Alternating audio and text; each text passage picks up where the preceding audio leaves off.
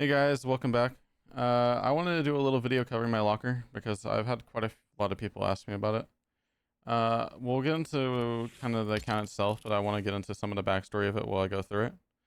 So I first started playing the game around late November in Season 1 in 2017. And then I kind of just didn't play. I played a little bit, like, let's see, I played like 2 or 3 games in maybe Season 1 and Season 2, but I kind of just didn't like the game. For whatever reason. I kind of played Save the World instead, which makes no sense, but Save the World was really fun back then. It was actually getting updates and things like that. And then in Season 3, I actually started playing, and that was when I got my first Battle Pass, which was Reaper. And I finished that one and started playing a bit more. Then I finally got Omega, which, you know, I didn't get the lights for. I got to level 76 and then gave up. Which, you know, kind of regret looking back on it, but still kind of cool that I at least played the season. And then I kept playing seasons off and on. There was a few seasons in chapter 1 where I kind of quit, and then I moved on to other games. At the end of chapter 2, season 1, the game was kind of stale for me, so I just completely quit it and moved on to a different game. We can go over a few skins here. Like Dark Vertex, for example, is a very rare exclusive. Most of my exclusives I redeemed back in chapter 1, like Dark Vertex, and you see Helix here as well, which I redeemed in chapter 1 season 8 or something like that. I actually did buy the console for this. I didn't buy the code, so I paid $300 for the console and got both. Dark Vertex I paid like $40 for the code back then. We keep going through here, you'll see some other exclusives that might catch your eye. This was my first ever exclusive, and actually, fun fact, I had to get my mom's coworker's phone to get access to this. I didn't go to a store and take a code, but it was my first ever exclusive, and it's kind of what drew me into collecting more. Here's another one that's not very rare, but was one of the more or less free ones because you could just get it with pretty much any Samsung phone. But there's a few skins that I got really later on. I quit, like I said, chapter 2 season 1, and I came back chapter 5 season 1. And that's why I started first collecting again. And one of the first ones I got was Huntsman Saber, which, God, he is ugly, but he doesn't look horrible from the back, in my opinion, but I never wear him. But it's still a cool skin nonetheless. Honor Guard's one of my favorite skins, honestly. I got him, I don't even know when he came out, but I got him, I got a code for him. Which back then, codes were really cheap, like 40, 50 bucks. So I got it pretty easily. Iconic was another phone skin that I got from a friend's phone. And obviously Iconic's not really rare. I mean, it's rare, but like I think over 5 million people have them. Which, let's be real here, everyone just wants them for the emote, but it's still a cool skin nonetheless. If we move on here, I have a lot of item shop skins. Like you said, I'm missing a lot of battle passes. Here's an iconic skin that a lot of people really don't know is decently rare. So I don't know the actual number. I think it's below 50,000 people have this skin. That has it Unreal. Fun fact, the helmet's completely broken on the skin right now. It just doesn't work.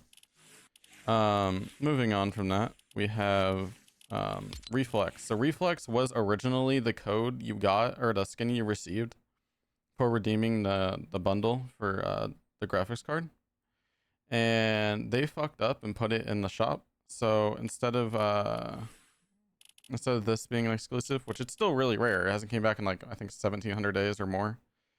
But instead of that, they actually had to give out a different skin, which if I find it down here, they gave out Stealth Reflex, which you may have seen me wearing in the lobby, which is probably one of my favorite exclusives just because I like how clean and simple it is.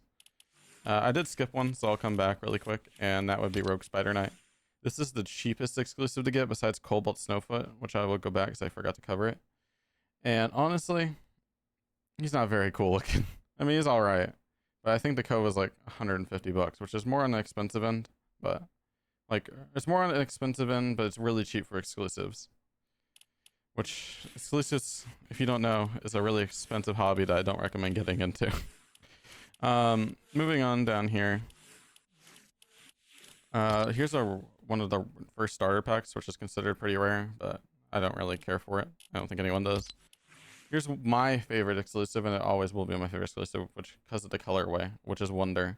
Wonder was a code you got from an Honor phone, but it came with a code. It wasn't like a Galaxy where you just had to log in on a phone. So I was able to get this code for cheap, and I'm so glad I got it because it's one of the best exclusives in my opinion. It actually probably is the best. I want to go up here and cover a few that I missed. Which Dark Scully, I was able to buy the Xbox for like 350 bucks and get the code. Which if you didn't know, for Huntsman and Dark Scully, the only way to get the code is basically you have to log into the Xbox and claim it. There's no code for it, which makes it really hard to sell for like code sellers. I mean, they can still buy the Xbox and then do it, but it's a lot harder. And if you haven't watched my video on the recent duping situation, I covered it. But a lot of the Xbox skins like Eon and Dark Vertex were duped. And fun fact, today they all got revoked. So anyone that did the dupe basically lost their V-Bucks. If they were gifted stuff from it, they lost it. Eon, Rogue Spider Knight, Dark Vertex, any code-based things that were from Xbox duped, they lost. If you want to know more about the situation, I covered a video on it. But it's a really interesting situation that a lot of people were kind of stupid enough to spend a ton of money on exclusives just to lose them like a few weeks later. It just wasn't worth buying. I want to cover a few that I missed here when I was covering some other stuff, so I apologize for that. I covered Dark Vertex, I covered Helix. Here's another one that's pretty cool. So this one you had to get Unreal in Chapter 5 Season 3, and you can never get Unreal, like the Unreal variant again, unless you did it in Chapter 5 Season 3. Eon is another one that's code based. Like I said, she was another one that was a part of the duping situation, but now it's kind of fixed. She's not cheap, but she's one of the cheaper of the exclusives code based. I think she's $400 for her smaller version, and if you want the full version, it's like almost 1,000. There's a few that I missed, which I'm just gonna go through here because it's easier to cover. Wildcat, I completely missed. I apologize for that. Wildcat's still a code based skin, and she goes for $600 to $1,000 at this point, depending on whether you want the console or not. But she's decently hard to find, but you can still find them here and there. Neo Versa is a very controversial skin because a lot of people don't know she was expired, but for some reason the headset codes, which are the 2000 V-Bucks codes, and some of the console codes still worked way after the expiration date. Like I was able to redeem this in March of 2024 when I believe it expired in like 2020 or 2022. So this code's been expired for a while, but then years later I was able to redeem it, which I can't promise that it's still redeemable now, so I can't really give advice on that, but it is still cool nonetheless, and I'm really glad that I own it. And then Cobalt Stinky is what I like to call it, because this is the most cheap and inexpensive exclusive you can get. Like it's 30 bucks for a non-US code and like 50 bucks for a US code. It is, if you want to get into the exclusives, this is the first one to buy. Because it's brand new, it's from the PS5, and you know, it's not the worst skin in the world, but it's not great. Now, if you didn't see already from that, I have a few pickaxes that people consider rare as well, which my favorite of the bunch is Minty. I love Minty. I actually went to a GameStop and got like 30 codes from someone one day, and I just kind of gave them out to friends and family, but it is a really cool pickaxe, and I think it is a better version of the Candy X. Besides that, there's Dark Scully's pickaxe. A lot of people don't know this is the pickaxe for Double Helix, because a lot of people don't use it, but I think it's probably one of my favorite pickaxes I own. You have the Midnight Scythe, which was redeemable with a V-Bucks gift card recently. You have Eon's pickaxe. I don't own Dark Vertex's pickaxe. I didn't get the full bundle for it. This is Cobalt's as well. And this is Huntsman's. I think that's all of them I own. I sadly didn't miss out on Dark Vertex's. Glider wise, I really don't have that many rare gliders. I have the Founder Save the World glider, and Galaxy, of course, the Double Helix one. I really don't have that many gliders. I missed out on a lot of the ones I wanted, which were like the ones you can ride on, like for instance like one of these. Besides that, there's also a back bling that I kind of wanted to cover, which is called the Poison back bling. You had to get, in Chapter 5 Season 2, you had to get level 200 in under a month to get this, and not that many people have it. But fun fact, there is an exact copy of this back bling. It was from, I believe, Chapter 4 or Chapter 2 challenges, and it looks the exact same. The only difference is the name.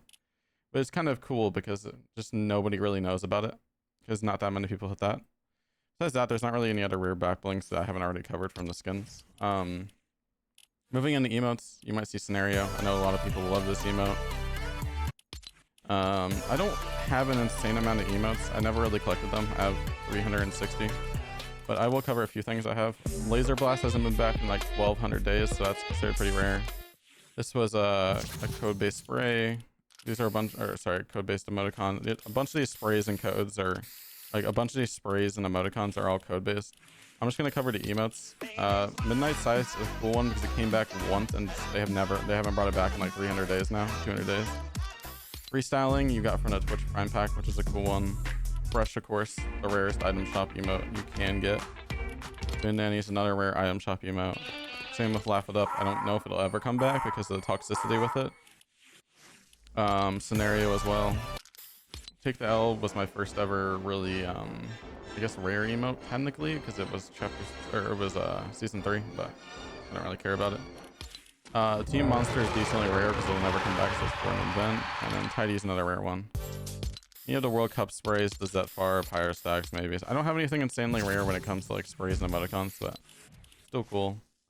I'm not really going to cover sprays besides only one, which is the Redline spray, which you could only get from the World Cup redeeming a code, which is kind of cool. Besides that, I don't really have any rare like icons. You have like the Chapter 2 Season 1 FNCS, which is kind of cool, and like Zetfar and stuff. But I do have full Founders, so I have all the Founders banners at the $200 edition, which is kind of cool. Cars, I bought a few, but I refuse to buy more, even though the R32 and I was very tempting. And that's about it. I just wanted to kind of cover my locker because a few people asked me for it, and thank you guys for watching and have a great day.